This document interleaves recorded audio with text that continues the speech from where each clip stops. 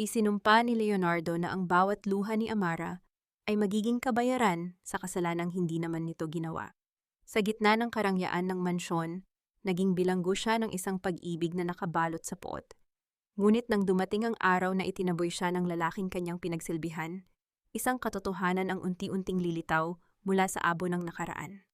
Handa na si Amara na tumayo, hindi bilang biktima, kundi bilang babaeng babawi sa kanyang dangal. Ano ang pipiliin ni Leonardo kapag ang katotohanan ay naging isang malupit na salamin ng kanyang sariling pagkakamali? Pirmahan mo na, Amara. Huwag mong gamitin ang iyong pagiging mahirap para kumapit sa karangyaan ng mga Alcantara kahit isang segundo pa. Ang tunog ng papel na humahampas sa ibabaw ng mesa ay tila isang hatol ng kamatayan. Sa gitna ng katahimikan ng malawak na sala, natigilan si Amara.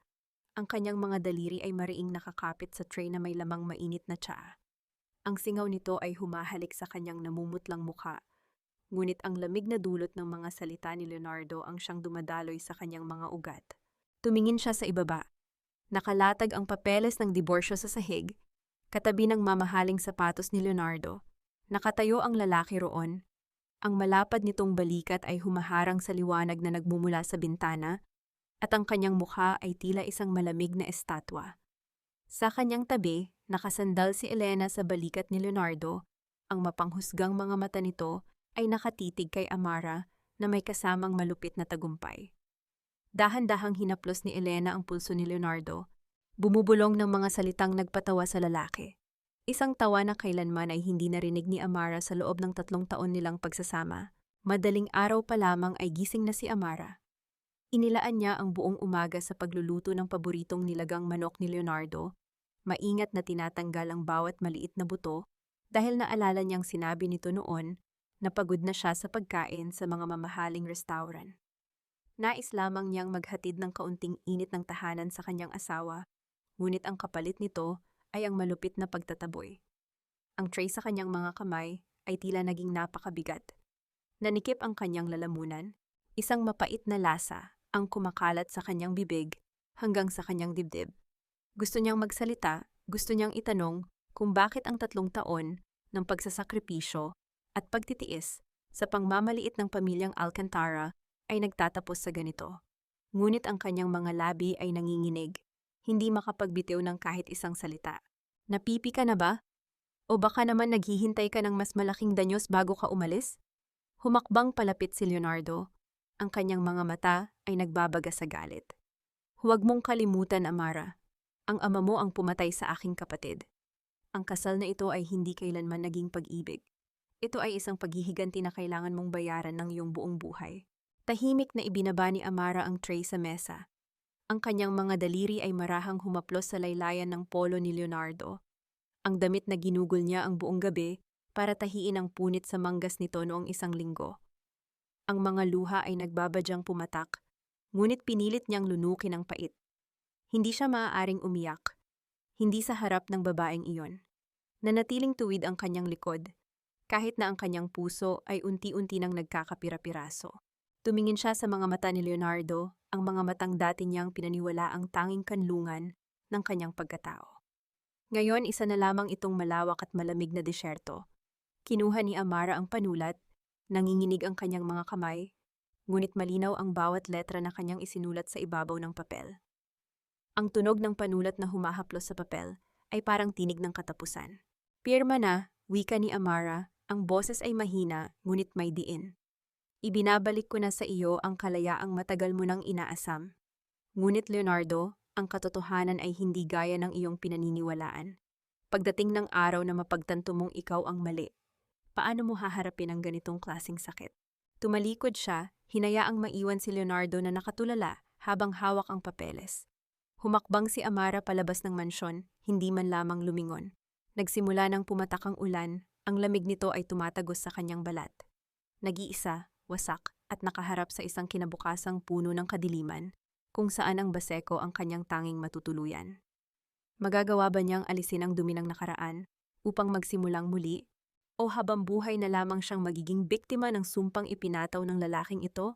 Paglabas ni Amara sa gate ng mansyon, sinalubong siya ng malakas na buhos ng ulan. Ang bawat patak nito ay tila matutulis na karayom, na humahampas sa kanyang balat, ngunit mas matindi ang lamig na nagmumula sa kanyang kalooban.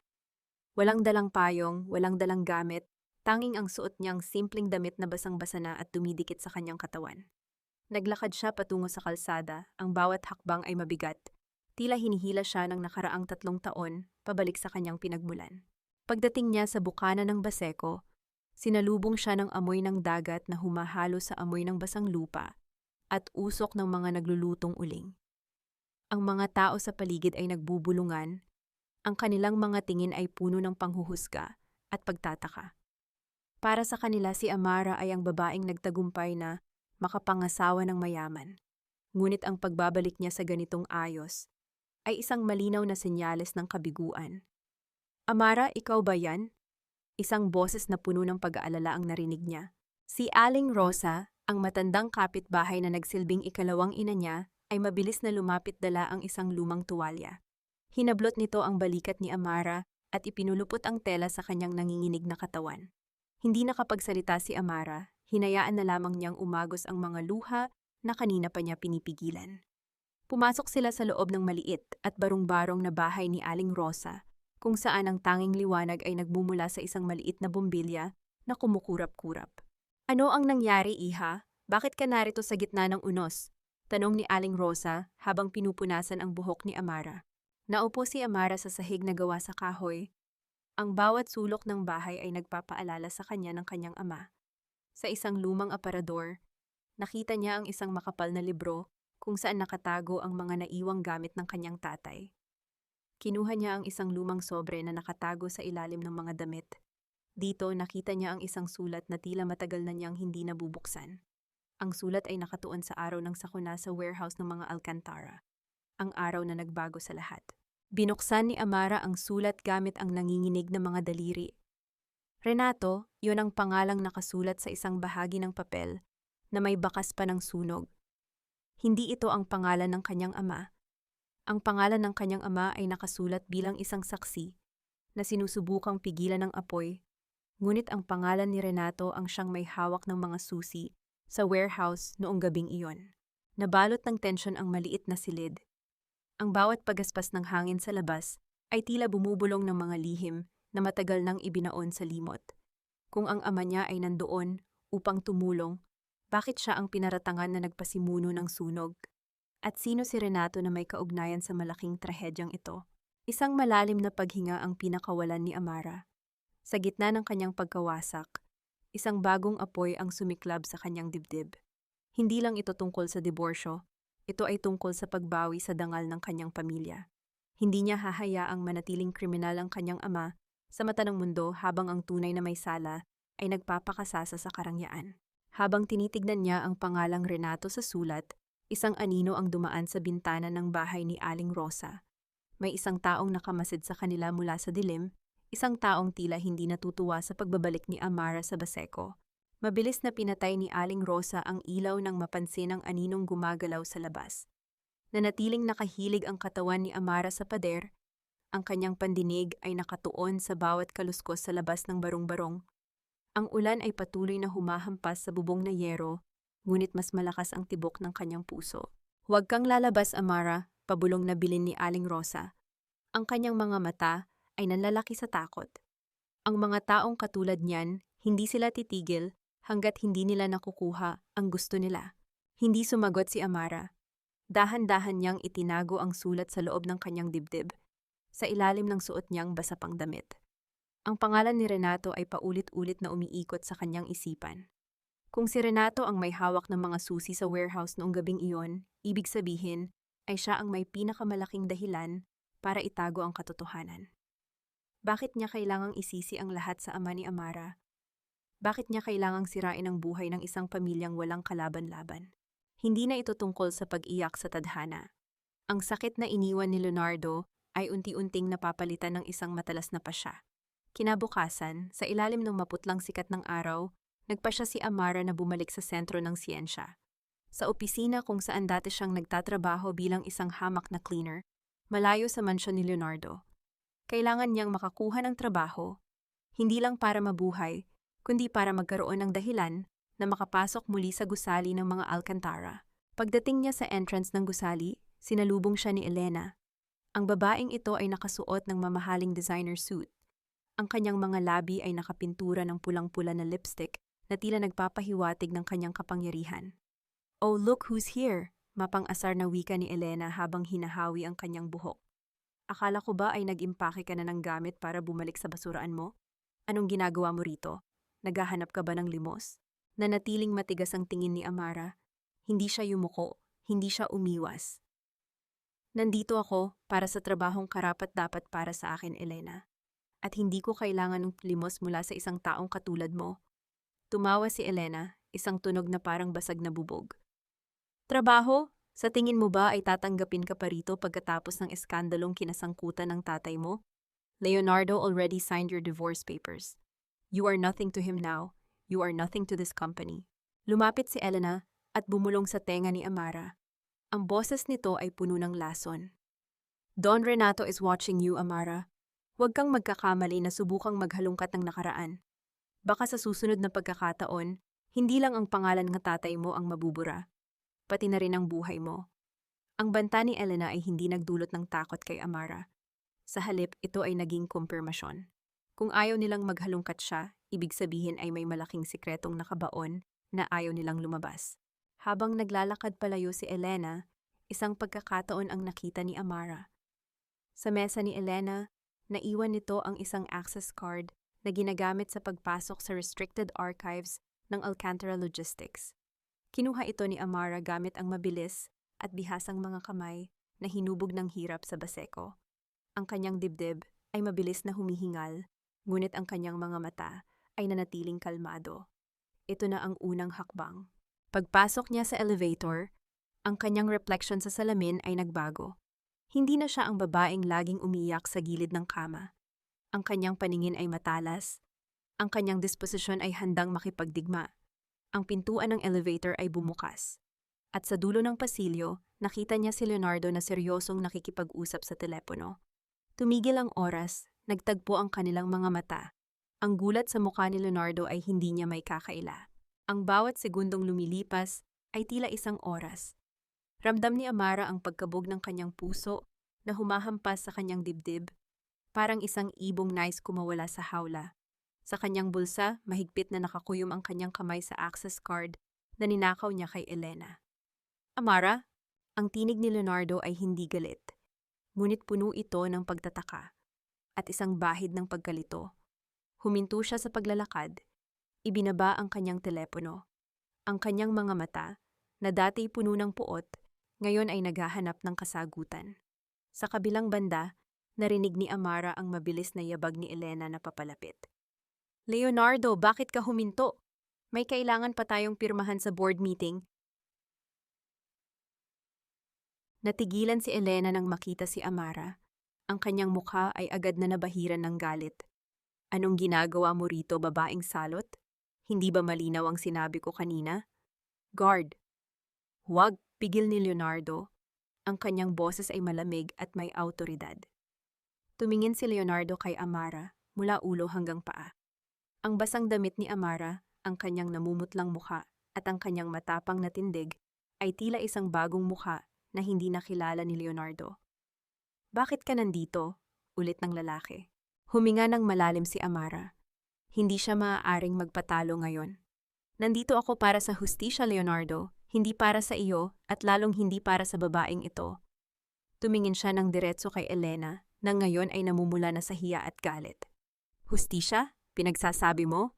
Mapang-uyam na tawa ni Elena, sabay hawak sa braso ni Leonardo. "Leo, huwag mong pakinggan ang baliw na ito. Baka nagpapapansin lang siya dahil wala na siyang pera." "Wala na akong pakialam sa perang ibinigay mo, Leonardo." Wika ni Amara, ang kanyang tinig ay malinaw na umaalingaw-ngaw sa buong pasilyo. "Ang gusto ko lang ay ang katotohanan tungkol sa warehouse. Alam kong may kinalaman si Renato doon." Natahimik ang buong paligid. Maging ang mga empleyadong dumadaan ay huminto sa kanilang ginagawa. Ang pangalan ni Don Renato ay tila isang sumpa na hindi dapat binabanggit ng malakas sa loob ng gusaling ito. Ang mga mata ni Leonardo ay bahagyang kumislap. "Renato, ano ang alam mo tungkol sa kanya?" Bago pa man makasagot si Amara, humakbang si Elena at sinubukang itulak si Amara palayo. Umalis ka na rito, bago pa kita ipakulong sa kasong trespassing. Sa gitna ng pagtulak ni Elena, hindi sinasadyang nahulog ang access card mula sa bulsa ni Amara. Tumunog ito sa sahig, isang maingay na pagbagsak na nagdulot ng katahimikan sa lahat. Tumingin si Elena sa sahig, at ang kanyang mga mata ay nanlaki. Yan ang card ko. Magnanakaw ka. Tumitig si Leonardo sa card. At pagkatapos ay tumingin siya kay Amara. Ang pagdududa ay muling bumalik sa kanyang mga mata. Amara, bakit nasa iyo ang card ni Elena? Naramdaman ni Amara ang pagpitpit ng kanyang mga kalamnan. Ang bawat mata sa paligid ay nakatutok sa kanya, naghihintay ng kanyang paliwanag. Ang bawat sandali ay nagiging mas delikado kaysa sa nauna. Kailangan niyang mag-isip ng paraan, o baka tuluyan na siyang mawalan ng tsansang malaman ang katotohanan.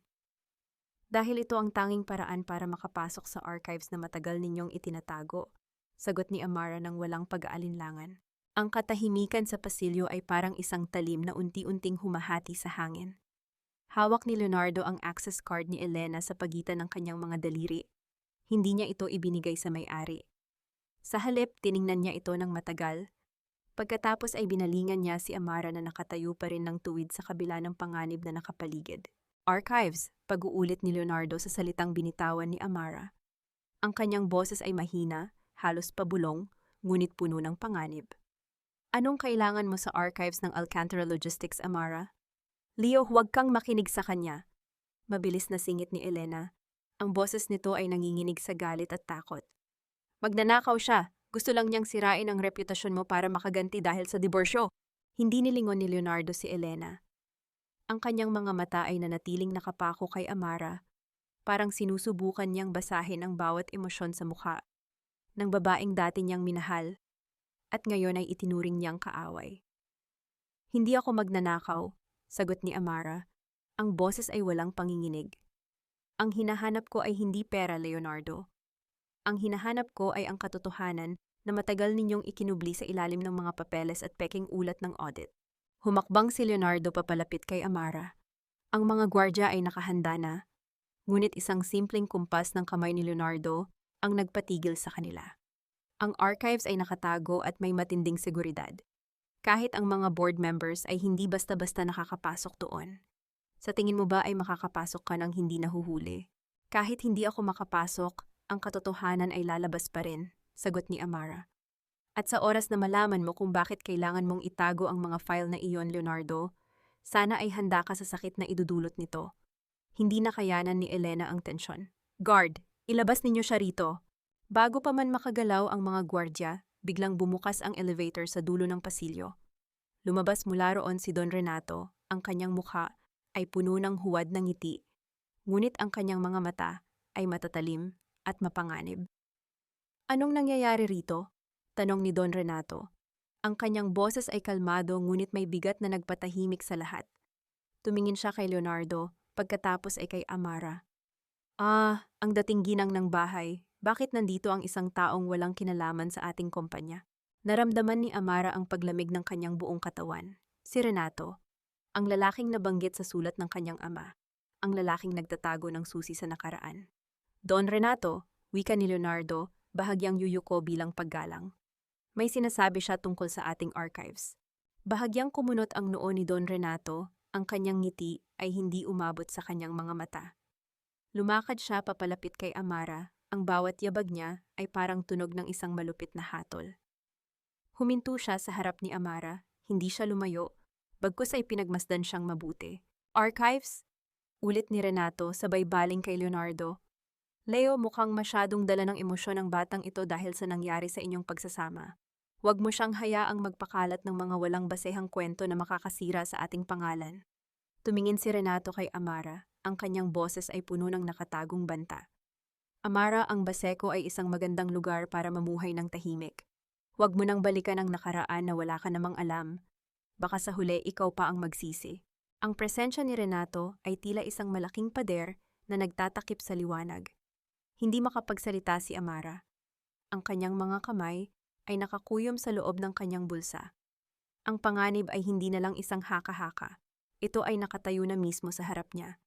Guard, utos ni Renato. Ilabas ninyo siya at siguruhin ninyong hindi na siya makakabalik pa rito kailanman. Ramdam ni Amara ang mahigpit na pagkakahawak ng mga gwardya sa kanyang magkabilang braso. Hindi siya lumaban. Ang bawat hakbang niya palayo sa opisina ay tila isang pagtalikod sa mismong pagkakataong makuha ang hustisya. Ngunit habang kinakaladkad siya, nagtama ang paningin nila ni Leonardo sa huling pagkakataon. Sa isang iglap, nakita ni Amara ang kislap ng pag-aalinlangan sa mga mata ni Leonardo. Hindi ito pot, hindi ito paghamak. Ito ay isang uri ng kalituhan na nagmula sa malalim na bahagi ng kanyang pagkatao. Isang bahagi na tila ayaw maniwala sa mga sinasabi ni Don Renato. Nang makalabas siya sa gusali, basta na lamang siyang binitiwan ng mga gwardiya sa gilid ng kalsada, sa ilalim ng nakapapasong init ng araw. Ang ingay ng trapiko at ang polusyon ng lungsod ay sinalubong siya, tila isang paalala na siya ay muli na namang itinapon sa mundong walang kumakalinga sa kanya. "Huwag ka nang babalik, Amara," banta ng isa sa mga gwardiya bago muling pumasok sa loob. Napaupo si Amara sa bangketa. Ang kanyang mga kamay ay nanginginig, hindi sa takot, kundi sa galit na matagal niyang kinimkim. Ang access card na nakuha niya ay wala na sa kanya, nabawi na ni Elena. Ngunit ang mga salitang binitawan ni Don Renato, ang kanyang banta, ang kanyang pagiging kampante, ay sapat na upang patunayan na tama ang lahat ng hinala niya. Sa di kalayuan, nakita niya si Aling Rosa na naghihintay sa tapat ng isang karinderya. Nang makita si Amara, agad na lumapit ang matanda at niyakap siya ng mahigpit. "Iha, tama na. Huwag mo nang labanan ang mga taong iyan. Wala tayong laban sa kanila." "Hindi po ito tungkol sa laban, Aling Rosa," sagot ni Amara habang pinupunasan ang kanyang mukha. "Tungkol ito sa katotohanan. Hindi pwedeng hayaan na lang na ang mga taong tulad nila ang magdikta kung sino ang tama at sino ang mali." Habang naglalakad sila pauwi sa Baseco, isang itim na kotse ang dahan-dahang sumusunod sa kanila. Hindi ito mabilis, hindi ito agresibo, ngunit ang presensya nito ay parang isang mangangaso na hindi hinahayaang mawala sa paningin ang kanyang biktima. Nang makarating sila sa loob ng maliit na bahay, kinuha ni Amara ang sulat ng kanyang ama at itinago ito sa isang mas ligtas na lugar, sa loob ng lumang radyo na matagal na ring sira. Alam niyang sa susunod na pagtatangka, hindi na lang si Elena ang makakaharap niya. Maaaring si Don Renato na mismo ang gagawa ng paraan para tuluyan siyang patahimikin. Habang naghahapunan sila ng lugaw, isang hindi inaasahang katok ang narinig sa pinto. Hindi ito katok ng isang kapitbahay na humihingi ng pabor. Ito ay mabigat, direkta, at may awtoridad. "Sino yan?" tanong ni Aling Rosa. Ang boses ay nanginginig. Walang sumagot sa labas. Pagbukas ni Amara ng pinto, wala na ang sino man sa harap nito. Tanging isang maliit na sobre na nakapatong sa sahig ang bumungad sa kanya. Pagbukas niya nito, tanging isang larawan ang laman. Ang kanyang ama, kasama si Don Renato, sa harap ng warehouse bago ang sunog. May nakasulat na maikling mensahe sa likod ng larawan. "Huwag kang maghukay ng libingan na ikaw mismo ang hihigaan." Ang tinig ay pamilyar. Ito ay malalim, bahagyang paos, at puno ng awtoridad na tanging si Leonardo lamang ang nagmamay-ari. Hindi nakagalaw si Amara. Ang kanyang kamay na hawak ang larawan ay nanigas sa hangin. Sa labas, sa kabila ng manipis na pader ng barong-barong, tumayo si Leonardo. Ang mamahaling kotse nito ay nakahinto sa maputik na kalsada ng Baseco. Ang mga headlight nito ay tila dalawang matang nagbibigay liwanag sa kanyang pagkatao. "Amara, lumabas ka," ulit ni Leonardo. Ang boses nito ay hindi na ang boses ng taong nagtataboy, kundi ang boses ng isang taong nalilito. Dahan-dahang binuksan ni Amara ang pinto. Si Leonardo ay nakatayo roon, nakasuot ng simpleng itim na polo, malayo sa suot nitong formal suit sa opisina. Ang kanyang buhok ay medyo gusot, at ang kanyang mga mata ay hindi nakatingin sa kung saan-saan. Direkta itong nakatuon sa mga mata ni Amara. "Ano ang ginagawa mo rito?" tanong ni Amara. Ang boses ay matigas. "Hindi ba sapat na itinaboy mo na ako? Hindi ba sapat na kinuha ninyo ang lahat?" Hindi sumagot si Leonardo. Tumingin siya sa paligid, sa kahirapan ng Baseco, sa mga batang naglalaro sa ulan, at sa mga taong nagbubulungan sa dilim. Tila ngayon lang niya nakita ang mundo na matagal nang kinabibilangan ni Amara. "Ipakita mo sa akin," wika ni Leonardo. "Ang alin?" "Ang larawan, ang hawak mo kanina." Natigilan si Amara. Paano nito nalaman? Ngunit hindi na siya nagtanong. Inilabas niya ang larawan at inilahad ito kay Leonardo. Ang liwanag mula sa headlight ng kotse ay tumama sa mukha ng lalaki habang tinitingnan nito ang imahe ng kanyang amain at ng ama ni Amara. Ang mga kamay ni Leonardo ay nagsimulang manginig. Si Renato, bulong ni Leonardo. Sabi niya, hindi siya nakarating sa warehouse nung gabing iyon dahil nasa business meeting siya sa ibang lungsod. Sinungaling siya, Leonardo, sagot ni Amara. Ang boses ay puno ng pait. At ang ama ko ang ginamit niyang pantakip sa kanyang krimen. Lahat ng utang na loob na sinasabi ninyo sa akin, lahat ng pagdurusa ko sa ilalim ng inyong bubong, ito ang dahilan. Ginawa ninyo akong bilanggo ng isang kasalanang hindi ko naman alam kung sino ang tunay na may gawa. Humakbang palapit si Leonardo, ngunit umatras si Amara. Ang distansya sa pagitan nila ay hindi na lamang pisikal. Ito ay ang distansya ng 3 taong puno ng kasinungalingan. Amara, kung totoo ito ano? Putol ni Amara. Ibabalik mo ba ang 3 taon ko? Hihingi ka ba ng tawad? O itataboy mo ulit ako kapag napatunayan mong mali ang hinala mo? Tumitig si Leonardo sa kanya, ang bawat linya ng kanyang mukha ay nagpapakita ng labis na pagdurusa. Hindi ko alam ang gagawin ko. Pero ang alam ko, hindi ako tumigil sa pag-iisip tungkol sa iyo simula noong umalis ka sa bahay. Hindi dahil sa galit, kundi dahil pakiramdam ko ay may kulang sa akin. Isang malakas na tunog ng pagpreno ng sasakyan ang bumasag sa kanilang usapan. Mula sa dulo ng kalsada, isang grupo ng mga lalaking nakaitim ang mabilis na lumabas mula sa isang van. Amara, pumasok ka! Sigaw ni Leonardo, sabay hila sa braso ni Amara at pagtulak sa kanya sa loob ng barong-barong. Ang mga kalalakihan ay hindi nagpatumpik-tumpik. Nilabas nila ang kanilang mga dala at nagsimulang magpakawala ng kaguluhan. Ang kapayapaan ng gabi sa Baseco ay biglang naging isang madugong labanan. Ang hangin sa loob ng maliit na barong-barong ay naging mabigat, halos hindi na makahinga. Nakatayo si Don Renato sa bukana ng pintuan sa likuran. Ang anino niya ay nagmumulang isang dambuhala sa gitna ng maliit na espasyo. Sa kanyang kamay, isang bagay na malamig at mapanganib ang nakatutok sa direksyon ni Leonardo at Amara. Don Renato? Garalgal ang boses ni Leonardo. Ang gulat sa kanyang mukha ay pinalitan ng matinding galit. Anong ginagawa mo rito? At bakit mo pinadala ang mga taong ito? Pinoprotektahan ang ating pamilya, Leo. Sagot ni Renato, ang boses ay kalmado, tila nakikipag-usap lamang sa isang hapunan. Ang mga taong katulad ni Amara, sila ang mga damo sa ating hardin. Kailangang bunutin habang maaga pa, bago nila malason ang lahat ng ating pinaghirapan. Hindi damo si Amara, kuwaasa, sigaw ni Leonardo. Humakbang siya sa harap ni Amara upang harangan ito ng kanyang katawan. At ang lahat ng ito, ang warehouse, ang pagkamatay ng emosyonal na koneksyon natin, lahat ng ito ay gawa mo, hindi ba? Tumawa ng mahina si Renato, isang tunog na parang kalawang na nagkiskisan. Masyado kang naging sentimental, Leo.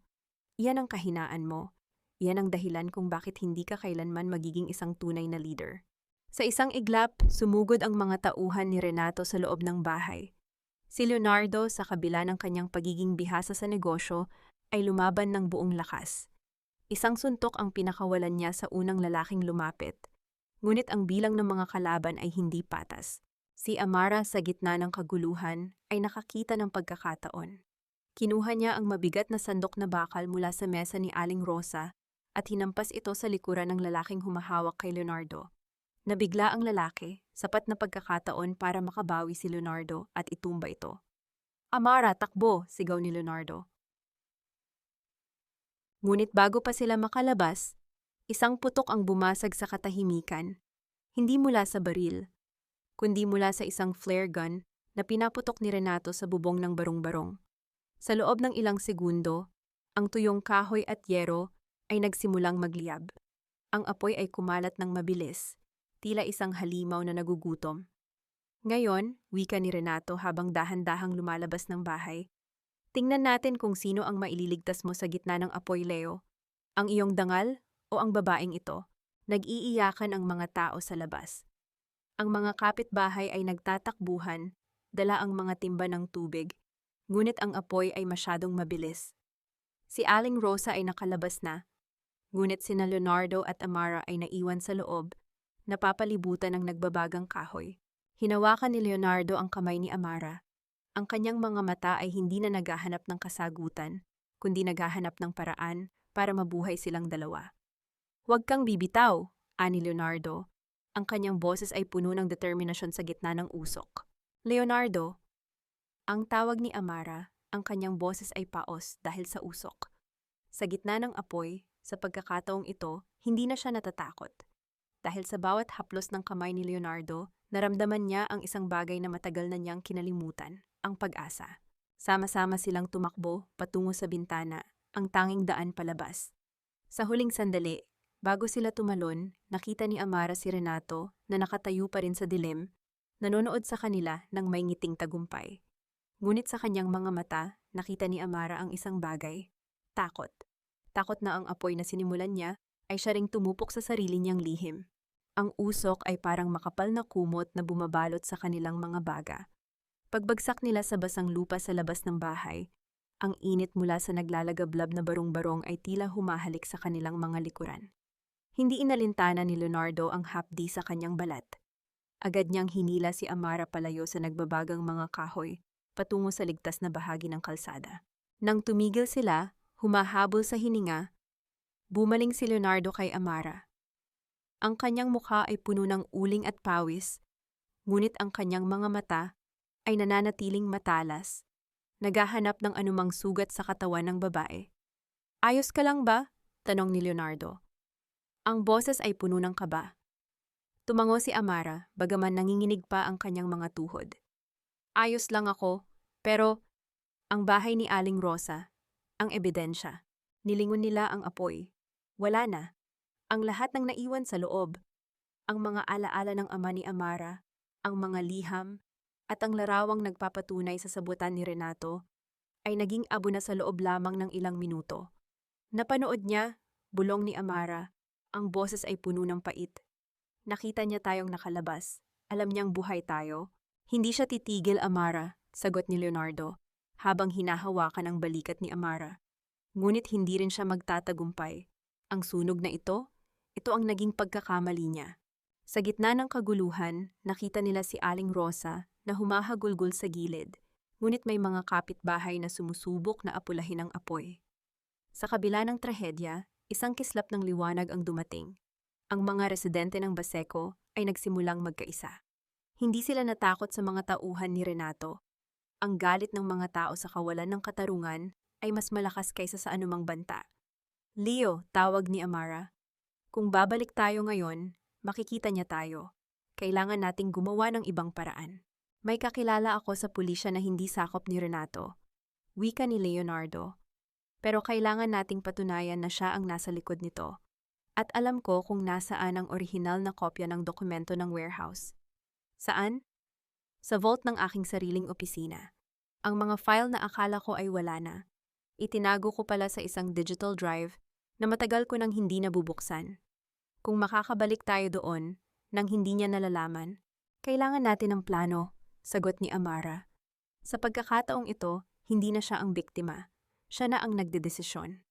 At kailangan nating gamitin ang mismong kayabangan ni Renato laban sa kanya.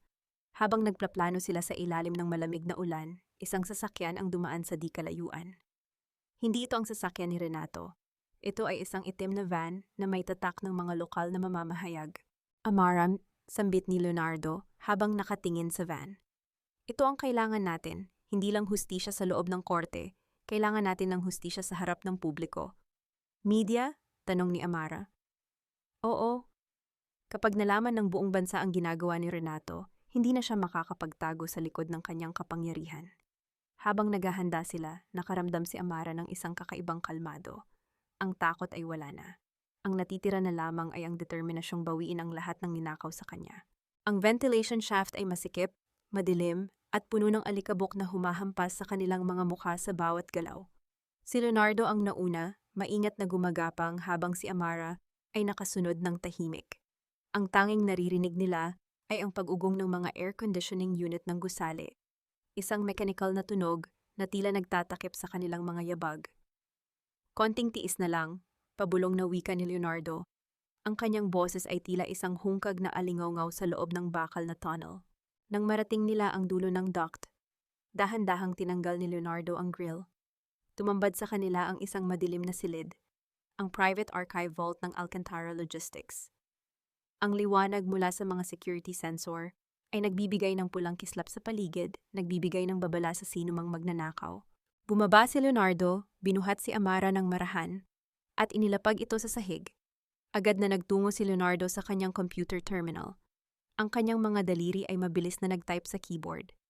Dito, wika ni Leonardo, ang boses ay puno ng tensyon. Ang digital drive na ito ang naglalaman ng lahat ng transaksyon noong taon ng sunog. Habang naghihintay ang loading bar sa screen, nakaramdam si Amara ng kaba. Leonardo, paano kung may security bypass si Renato sa mismong system mo? Hindi niya ito magagawa ng hindi ko nalalaman, tugon ni Leonardo, bagaman may halong pag-aalinlangan sa kanyang tono. Biglang bumukas ang pinto ng vault. Hindi sila pwedeng magtago. Sa harap nila nakatayo si Elena, hawak ang isang keycard at may kasamang 2 gwardya. Ang kanyang mukha ay puno ng pangungutya. Akala niyo ba ay hindi ko malalaman kung susubukan ninyong pumasok? Tanong ni Elena, sabay kumpas sa mga gwardya. Leonardo, ang pagtataksil sa sarili mong pamilya ay may katumbas na presyo. Elena, iligpit mo ang mga tao mo, babala ni Leonardo. Ang kanyang boses ay naging malamig na yelo. Leo, nagkakamali ka, sabi ni Elena. Lumapit siya kay Leonardo at hinawakan ang kanyang pisngi. Ginagawa ko ito para sa atin. Para sa hinaharap natin ni Don Renato. Ang kumpanyang ito ay hindi para sa mga mahihina. Tumingin si Amara kay Elena. Ang kanyang puso ay kumakabog, hindi sa takot, kundi sa galit. Elena, hindi mo ba nakikita? Ginagamit ka lang niya. Kapag tapos na ang lahat, ikaw ang susunod na itatapon ni Renato. Saglit na natigilan si Elena. Ang kanyang kamay na nasa pisngi ni Leonardo ay bahagyang nanginig. Sinungaling ka, sigaw ni Elena, ngunit ang kanyang mga mata ay nagpapakita ng pag-aalinlangan. Sa pagkakataong iyon, mabilis na kinuha ni Amara ang USB drive na katatapos lang mag-download. Nakuha ko na, habulin ninyo sila, sigaw ni Elena. Nagsimulang magtakbuhan sina Leonardo at Amara sa loob ng madilim na pasilyo ng archives. Ang mga gwardya ay nasa kanilang likuran. Ang bawat pagliko ay tila isang laro ng pusa at daga. Nakarating sila sa service elevator, ngunit ang control nito ay nakalock. Leo! Tawag ni Amara. Dito, iikto! Hila ni Leonardo kay Amara patungo sa fire exit.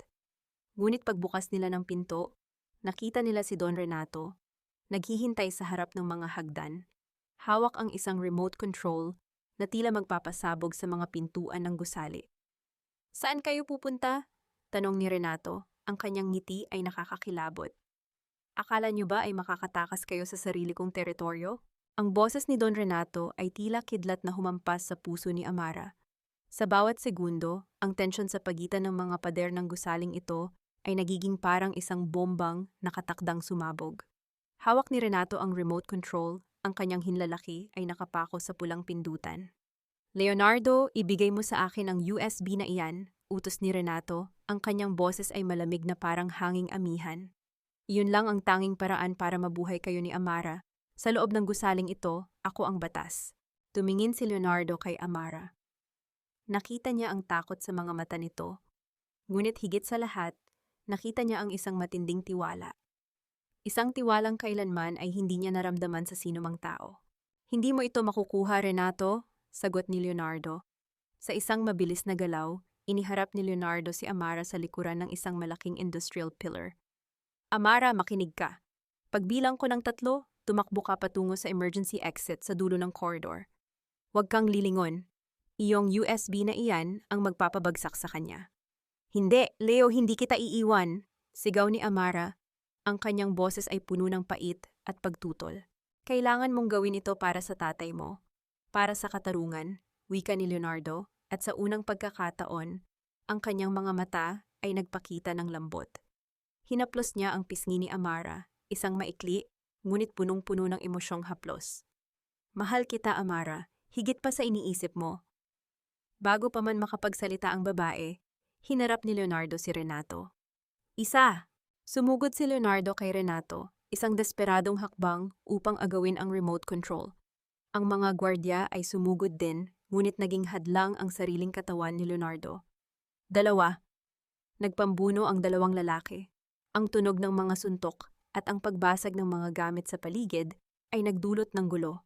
Si Amara na may hawak na USB ay tumakbo ng mabilis. Ang kanyang mga paa ay tila may sariling buhay, tumatakbo palayo sa taong nagbigay sa kanya ng bagong pag-asa. Tatlo, click. Isang malakas na pagsabog ang yumugyog sa buong gusali. Hindi ito ang fire exit, kundi ang main power supply. Ang buong gusali ay bumagsak sa ganap na kadiliman. Sa gitna ng dilim, narinig ni Amara ang sigaw ni Leonardo at ang pagbagsak ng mga mabibigat na gamit. Leo, sigaw ni Amara, ngunit wala nang sumagot. Patuloy siyang tumakbo, ang kanyang mga kamay ay nakakapit ng mahigpit sa USB. Ang kanyang puso ay parang gustong kumawala sa kanyang dibdib dahil sa labis na kaba. Nang marating niya ang labasan, ang liwanag ng buwan ang sumalubong sa kanya. Ligtas siya, ngunit pakiramdam niya ay naiwan ang kalahati ng kanyang kaluluwa sa loob ng gusaling iyon. Nakatayo siya sa harap ng gusali, humahabol sa hininga. Sa di kalayuan, nakita niya ang mga ilaw ng sasakyan ng mga pulis. Ang media van na nakita niya kanina ay nandoon pa rin. Itinaas ni Amara ang USB sa harap ng mga mamamahayag na nagmamadaling lumapit. Ito ang katotohanan, wika niya sa gitna ng kanyang paghagulgol.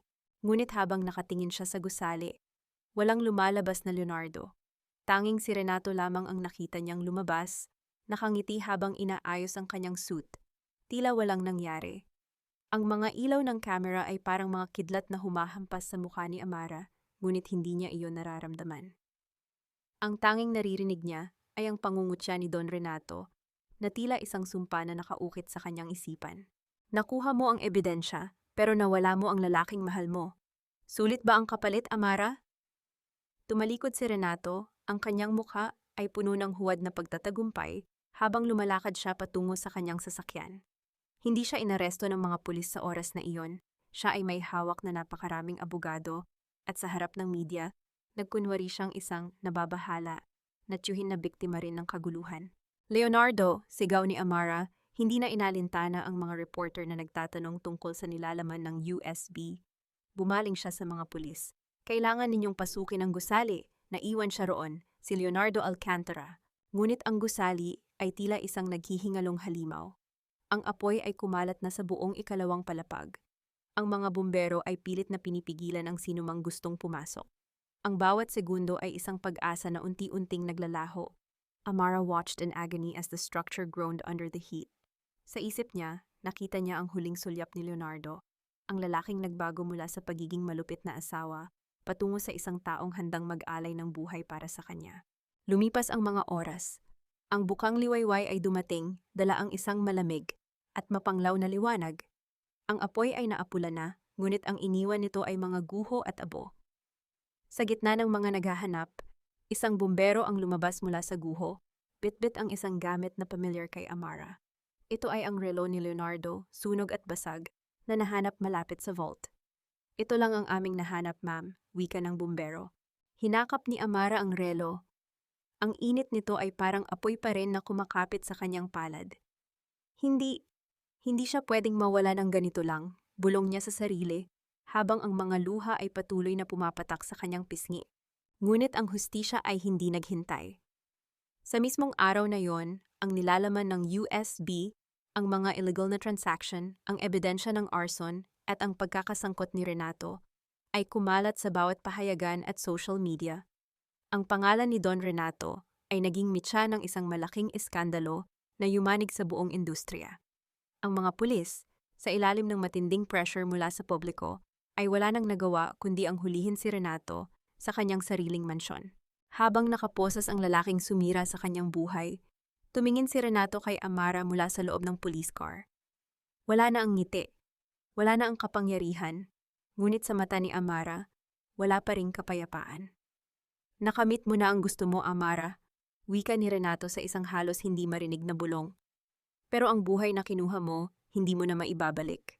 Umalis ang police car, iniwan si Amara sa gitna ng kalsada, hawak ang basag na relo. Ang hustisya ay nakamit, ngunit ang puso niya ay nanatiling lugmok. Ang maliit na susi ay malamig sa kanyang palad, ngunit ang pintig ng puso ni Amara ay uminit. tila isang kumakalabit na pag-asa sa gitna ng kawalan.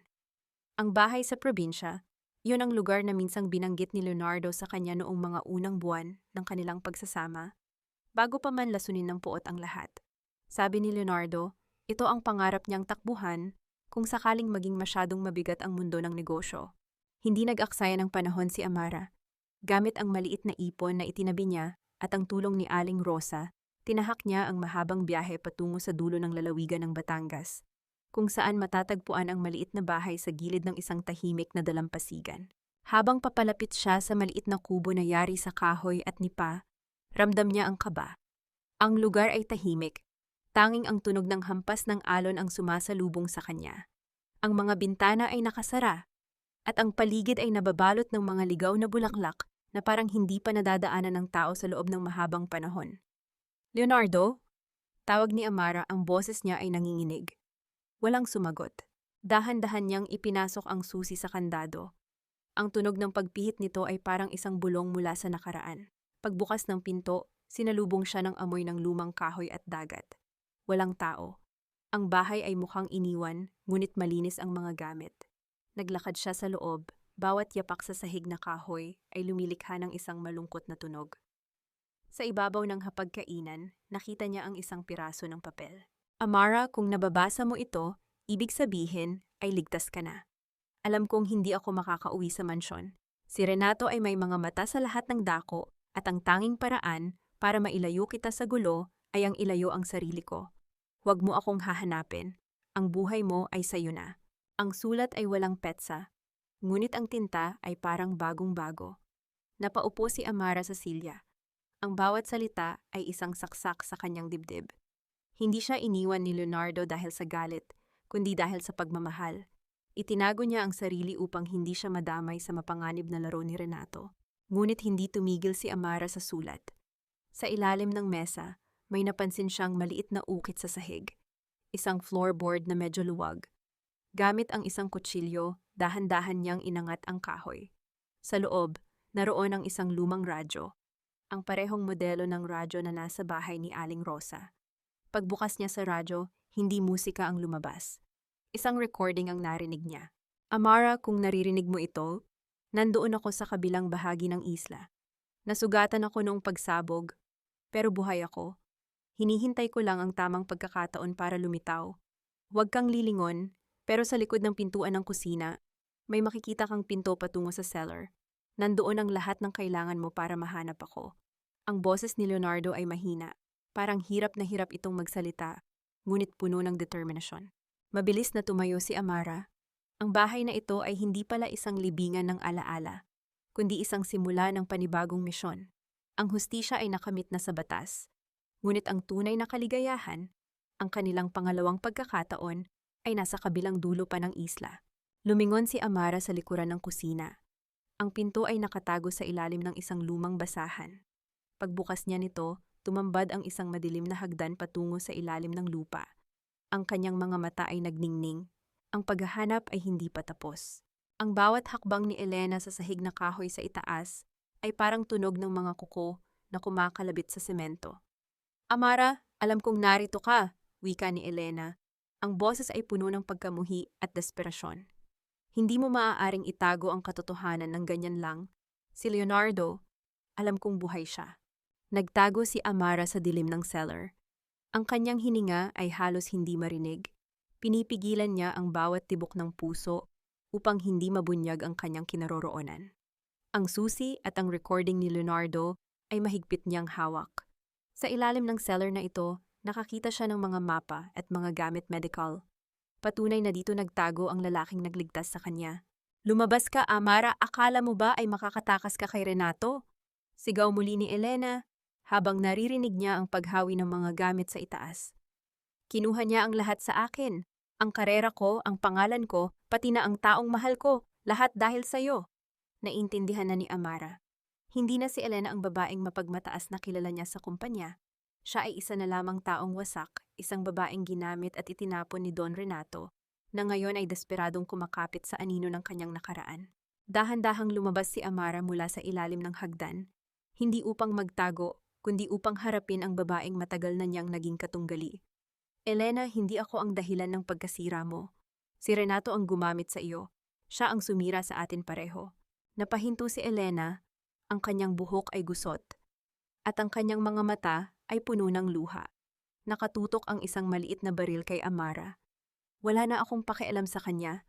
Ang kailangan ko lang ay ang impormasyong hawak mo. Kung nasaan si Leonardo, ibibigay ko siya sa mga pulis para maging bayani ako muli. Wala si Leonardo rito, Elena, kalmadong wika ni Amara, habang unti-unting lumalapit. Pero kung gusto mo siyang makita, kailangan nating magtulungan. Ang digital drive na nakuha ko, may mga encrypted files pa rito na si Renato lang ang nakakaalam. Kung tutulungan mo ako, maaari nating ilabas ang lahat ng baho niya na hindi mo pa alam. Natigilan si Elena. Ang kanyang kamay na may hawak na baril ay bumaba ng bahagya. Anong ibig mong sabihin?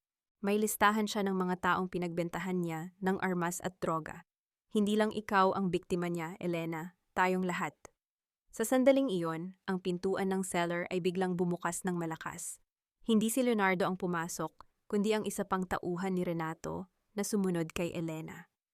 Ngunit bago pa man makaputok ang lalaki, isang anino ang lumabas mula sa dilim ng basement. Isang lalaking may pilat sa mukha, humahawak ng tungkod at puno ng galit sa kanyang mga mata. Si Leonardo. Hindi siya nakatira sa taas. Siya ay nagtatago sa ilalim ng lupa, nagpapagaling ng kanyang mga sugat. Sa isang mabilis na kilos, nagpakawala si Leonardo ng suntok na nagpatumba sa tauhan ni Renato. Tumahimik ang paligid. Ang tatlo, si Amara, si Leonardo at si Elena, ay nagkatitigan. Ang dating magkakaaway, sa harap ng isang mas malaking kaaway, ay napilitang magsama. Leonardo, bulong ni Amara, habang tumutulo ang kanyang mga luha. Lumapit si Leonardo sa kanya, yakap na punong-puno ng pangungulila. Sinabi ko sa iyo, huwag kang bibitaw.